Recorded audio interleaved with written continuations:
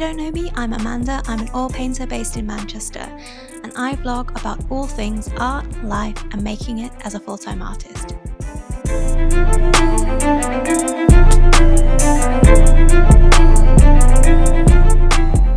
So it's been a whole year since I left my marketing career to pursue art full-time.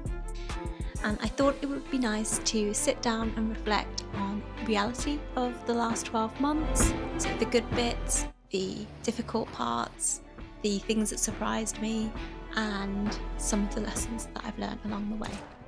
So whilst I chat to you, you'll see a montage from the last month or so. Some things are relevant to what I'm saying, and others are just my painting process for your enjoyment. So please sit back, grab a cuppa and enjoy. So let's start with the bits that nobody really talks about, the lowlights. So one of the hardest things to adjust to when I left my job initially was the unpredictability. So in the early days, there were markets where I'd stand outside all day in the rain and sell next to nothing. I distinctly remember one market where I'd sold a single postcard and spent most of the day wondering whether I'd completely lost my mind, leaving a stable and challenging job. When you're employed, you know roughly what's coming in every month. But when you're self-employed, especially in the arts, some days you're on top of the world and some days feel incredibly quiet. So what I've learned is that these waves are completely normal, and sometimes it's the weather, sometimes it's the footfall, sometimes people just aren't buying. So the trick is not attaching your self-worth to one day's sales. So 1 year in, and I'm definitely learning to ride the waves a bit better than I have done at the beginning. So second is finding a rhythm. So whilst your income can be unpredictable, I found that the more that I have a routine, a structure and discipline, as boring as it sounds, the better I am at being productive and getting the most out of my time. So 3 days a week, I'm focusing purely on studio time. I have 1 day on admin and replenishing stock and packing orders, and 2 days at various markets. And I allow myself maybe 1 day off a week, and that's pretty much been my routine over the past month or so, or the last few months. But for the first 3 months, I felt like I was constantly trying to work out what my days should look like. I was also freelancing here or there as a marketeer and doing some consultancy work for some extra money. Before this, painting happened in the evenings and weekends around a full-time job, and suddenly I had the entire day available, which sounds wonderful, but it does come with its own challenges. Nobody's telling you what to do, nobody's setting deadlines, nobody's checking in. So I had to learn to manage my time, create routines, and stop overthinking every decision. And there's definitely an element of isolation too. So going from a busy office, having meetings, constant interaction, even if it's in the background, to spending long stretches of alone time in the studio is an adjustment. Now I absolutely love it, but it did take time to adjust. So now I know pretty much what a week will look like. And as I mentioned, I like to keep that routine so that at least that's one part of my life that is predictable, it's routine, it's stable. The income might not be, but I know what I'm doing and I have a plan and it's all mapped out for me. So I actually have less time off at weekends than I used to, but it doesn't feel like work for the most part, as I do get to do what I love most every day.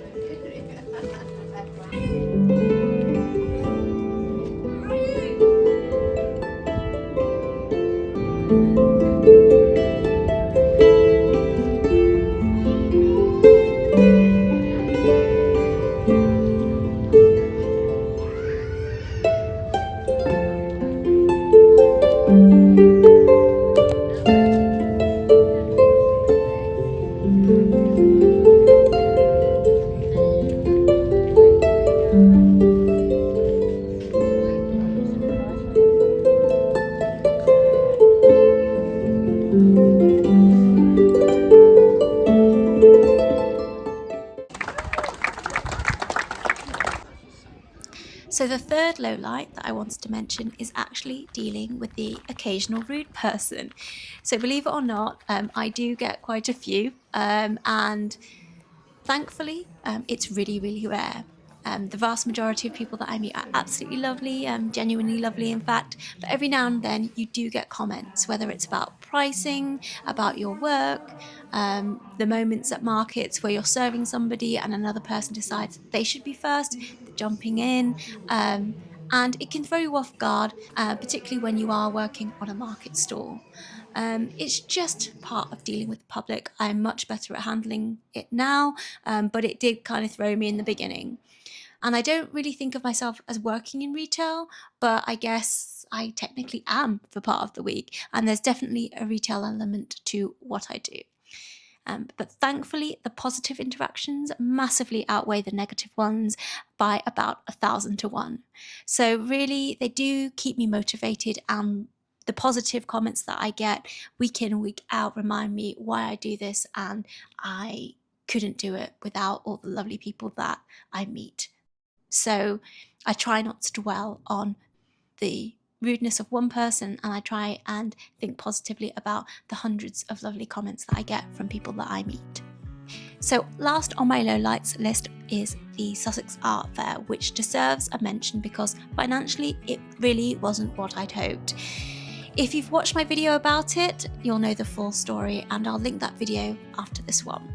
So at the time, the art fair felt quite disappointing because I'd invested a lot of time and money in preparation for exhibiting there.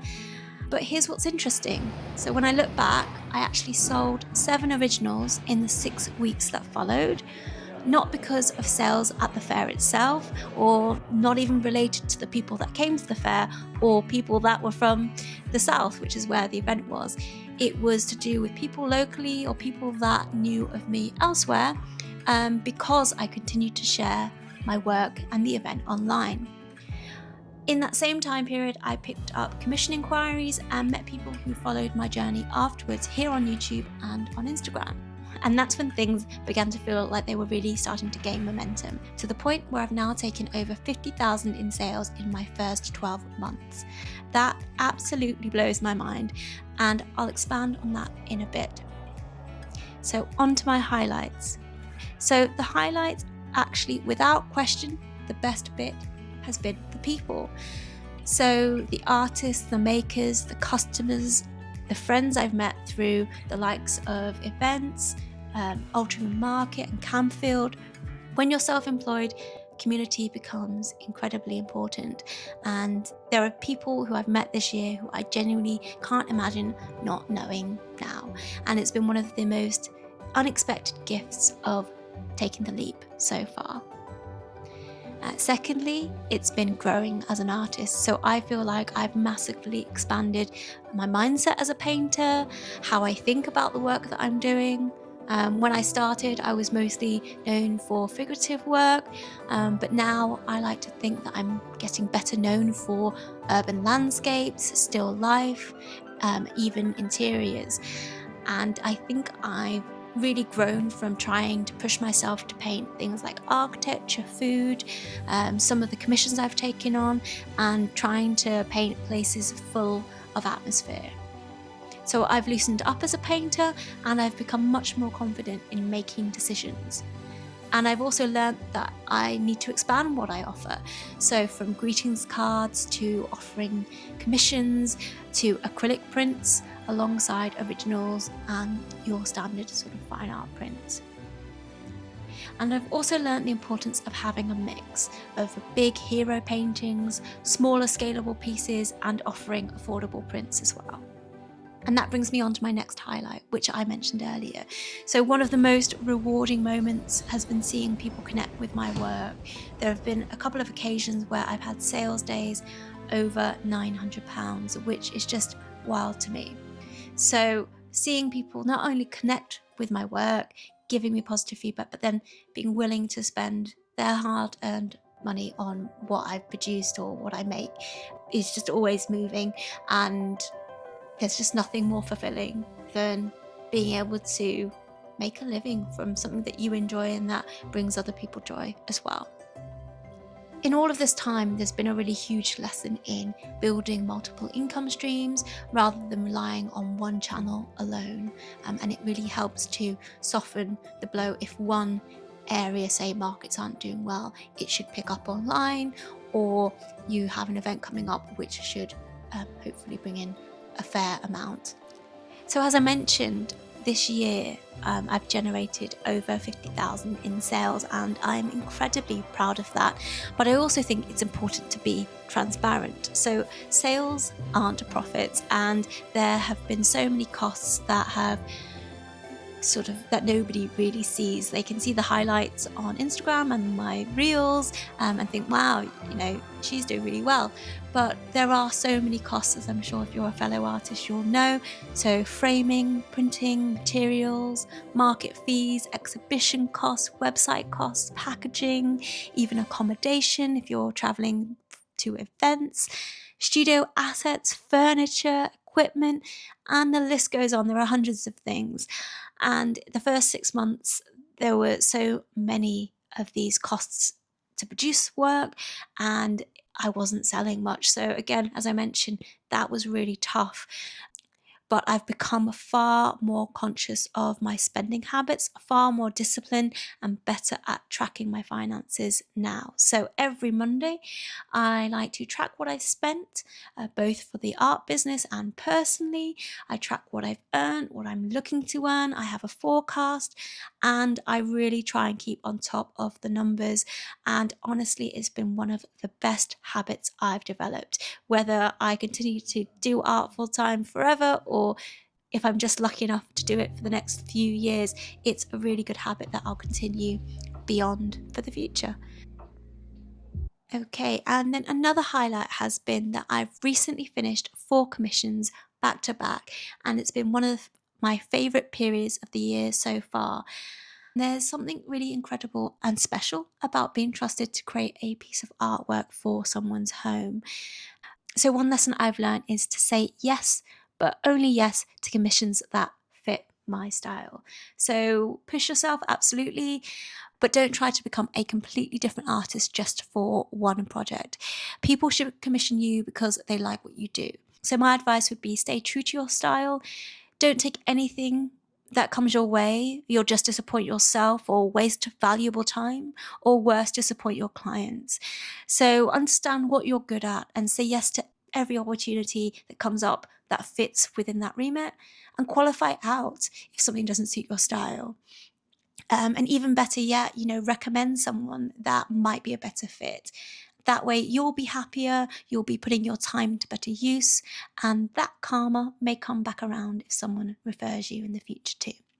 So the final highlight has simply been saying yes to being on Landscape Artist of the Year, doing radio interviews, press features, starting this YouTube channel. A year ago, most of these things felt completely outside of my comfort zone. Yet here we are, a year on, and I'm still saying yes to things that I feel completely like I'm an imposter at.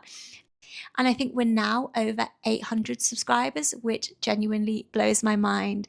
So it might not sound like a huge number, but for every single one of you that chose to spend a little bit of your time watching what I'm up to, I really don't take that for granted. So thank you. So I've become more confident about pricing, communication, and managing expectations throughout the whole process with commissions. And I think the more you do them, the easier they become. I just want to say, actually, to everyone who's commissioned me this year, thank you so much. It genuinely means the world. So when I look back over the last 12 months, I don't just see sales or exhibitions. I see confidence. I see growth. I see a first solo show. I see work finding homes all over the country. And I see proof that taking a risk was worth it. There's still a really long way to go. For the first year, I'm incredibly proud. So thank you so much if you got to this point. If you enjoyed this video, found it remotely helpful or useful, I'd love to know. So feel free to let me know in the comments below. And yeah, if you have a question, feel free to also drop me a comment below, and I'm an open book, so ask me anything. And if you'd like to follow along, I'm currently working on a new body of work for Manchester Art Fair in November. So make sure that you like and subscribe so that you don't miss out on future videos. And with that, I'd just like to say thank you so much for watching, and I'll see you on the next one.